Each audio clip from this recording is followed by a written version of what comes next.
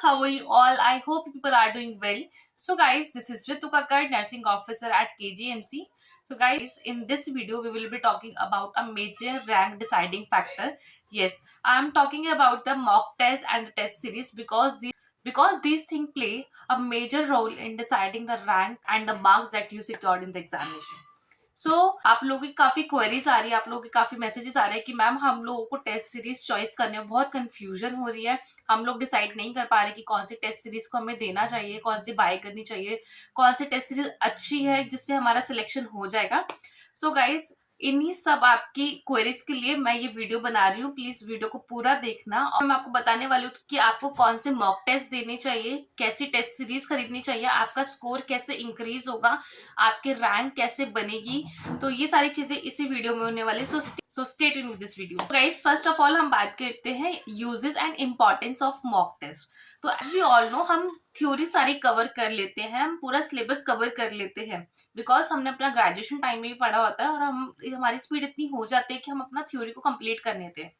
When we came to the test, when we came to the mock test, जब हम test देते हैं तो वो हमारा स्कोर आता है 50, 45, 48, 52, जिससे हम लोग बहुत परेशान हो जाते हैं, एकदम डीमोटिवेट हो जाते हैं। हमें लगता है कि यार हमने थ्योरी तो इतना पढ़ा था, बट जब हम टेस्ट दे रहे तो हमारा स्कोर नहीं बन रहा और हमारा फिर एग्जाम कैसे क्लियर होगा, हमारी रैंक कितनी खराब आ रही है।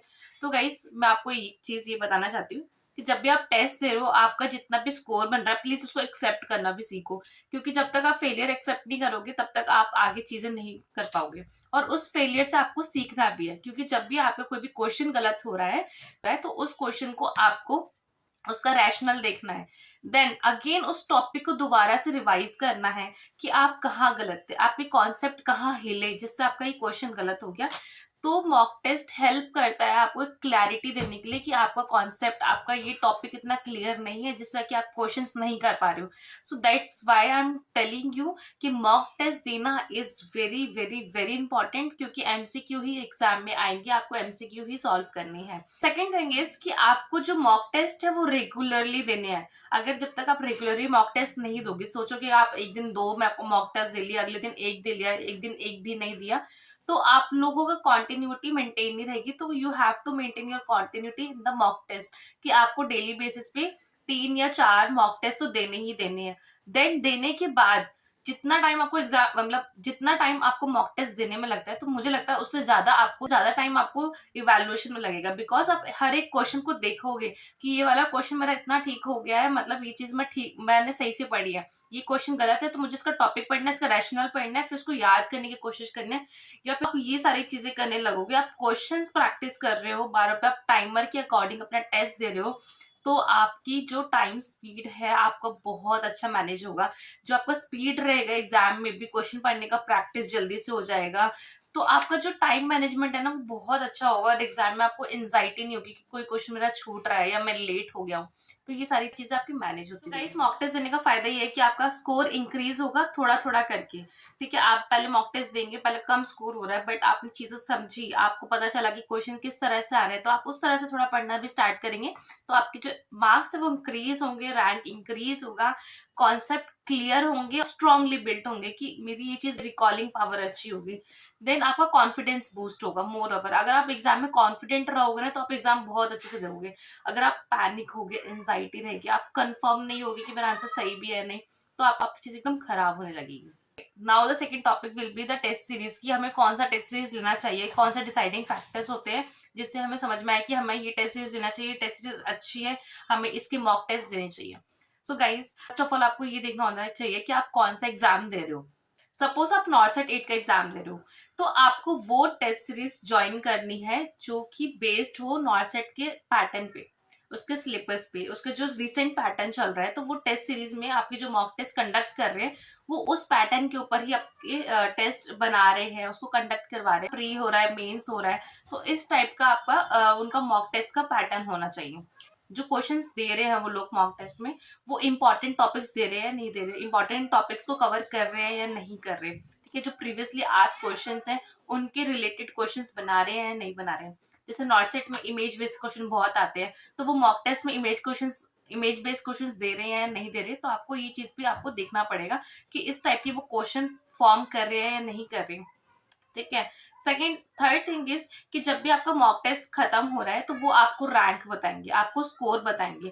और काफी लोग मॉक टेस्ट देते हैं तो उनको हजारों में बच्चे मॉक टेस्ट देते हैं, तो उनमें आपका रैंक कहाँ लाए कर रहा है, वो लोग रैंक शो कर रहे हैं नहीं कर रहे कि आपका इतना रैंक बन रहा है। ठीक है, आपको ये भी देखना है कि अगर आप कोई और एग्जाम के लिए टेस्ट सीरीज बाय करो लाइक KGMU, RRB, SGPJ जो भी, उसमें नॉन नर्सिंग पार्ट भी काफी ज्यादा आता है। तो आपको ये भी देखना है कि जो नॉन नर्सिंग पार्ट ले रहे हैं, वो क्वेश्चन फॉर्म कर रहे हैं, वो उसी के पैटर्न के अकॉर्डिंग है या नहीं है। जो भी सिलेबस वो जो भी सिलेबस XYZ इंस्टीट्यूट आपको प्रोवाइड कर रहा है उसके अकॉर्डिंग क्वेश्चंस बन रहे हैं, टॉपिक वो कवर हो रहे हैं नहीं हो रहे। आपको ये भी देखना है कि जितने भी क्वेश्चंस उन्होंने आपसे पूछे हैं मॉक टेस्ट में, जितने भी क्वेश्चंस आ रहे हैं, एट द एंड जब आप एग्जाम को सबमिट करते हो तो हर एक क्वेश्चन का रैशनल वो लोग दे रहे हैं या नहीं, मतलब उस टेस्ट सीरीज में आपको मिल रहा है या नहीं मिल रहा है। ठीक है, हर एक क्वेश्चन का डिटेल एक्सप्लेनेशन आपको मिल रहा है या नहीं मिल रहा है। तो ये सारी चीजें डिसाइडिंग फैक्टर है एक अच्छी टेस्ट सीरीज के लिए। तो अगर आपको ये सारी चीजें मिल रही हैं तो आप उस टेस्ट सीरीज को बाय कर सकते हैं। तो गाइस आपकी इतनी क्वेरीज थी तो इसलिए मैं आपको एक टेस्ट सीरीज सजेस्ट करना चाहूंगी। मिशन हाइट की टेस्ट सीरीज है फॉर नॉर्सेट एंड RRB। नॉर्सेट एग्जाम में जो टेस्ट सीरीज आपके टेस्ट रहेंगे वो एग्जैक्टली सेम पैटर्न रहेगा आपका नॉर्सेट का, जैसे प्री और मेंस होता है। ठीक है, इसमें जिस तरह से क्वेश्चंस आते हैं like subject wise question, mega combined question, एंक्लेक्स priority based question, scenario based question and detailed explanation आपको जरूर मिलेगी। टेस्ट सीरीज में आपके 120 प्लस टेस्ट रहेंगे at the cost of 699 and it is valid for 6 month. And उनका test series RRB के लिए भी है, RRB एग्जामिनेशन के लिए, जिनका जो कि एग्जैक्टली RRB के एग्जामिनेशन पैटर्न के अकॉर्डिंग है like nursing and non nursing. और उसमें भी आपको सब्जेक्ट वाइज टेस्ट मिलेंगे 499 and it is also valid for 6 month. तो आप ये भी टेस्ट सीरीज बाय कर सकते हैं और अपने प्रिपरेशन को अच्छी कर सकते हैं। कि टेस्ट सीरीज में सारे ही इंपॉर्टेंट टॉपिक्स कवर हो रहे हैं, इमेज बेस्ड क्वेश्चंस भी कवर हो रहे हैं। आप भी इन टेस्ट सीरीज को बाय कर सकते हैं। इनका लिंक मैं डिस्क्रिप्शन बॉक्स में प्रोवाइड कर दूंगी और आप इनकी प्ले स्टोर से ऐप डाउनलोड करके mission high nursing notes app को डाउनलोड करके वहां से भी टेस्ट को बाय कर सकते हैं। आई होप ये वीडियो आपके लिए हेल्पफुल रही होगी। इसमें मैंने आपको importance, benefits and the deciding factors for a good test series which help you to secure a good rank and a good score, जिससे आपका सिलेक्शन पक्का से पक्का हो जाए। तो आप प्लीज इन चीजों पे ध्यान देना और कुछ भी आपकी क्वेरी हो तो प्लीज आप मुझसे पूछ सकते हैं। I will try to solve all your query. For now bye bye, take care. और वीडियो को प्लीज लाइक करना, शेयर करना वीडियोस का, सब्सक्राइब करना चैनल को। Bye bye.